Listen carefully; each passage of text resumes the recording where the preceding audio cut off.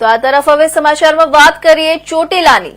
તો ચોટીલામાંથી પસાર થતા કાર્બોસેલ ભરેલા ટ્રકની તલાશી લેતા ટ્રકમાં ભરેલા કાર્બોસેલની રોયલ્ટીની તપાસ કરતા રોયલ્ટી પાસ મૃતક સચદેવ હસમુખભાઈ નામનો હોવાનું ખુલ્યું હતું. આ મૃતક વ્યક્તિના નામનો રોયલ્ટી પાસ થાનગઢના જામવાડી ગામના મહિલા સરપંચના પતિના સગા ભાઈ જીવણભાઈ અલગોતર તેમજ થાનગઢના કિશોરભાઈ જાદવ નામના વ્યક્તિઓએ રોયલ્ટી પાસ ઇસ્યુ કર્યા હોવાનું ચોટીલા નાયબ કલેક્ટરે તપાસ કરતા માલુમ પડ્યું હતું. તપાસ દરમિયાન બંને વ્યક્તિઓની લીઝ સીલ કરીને વધુ કાર્યવાહી હાથ ધરી હતી.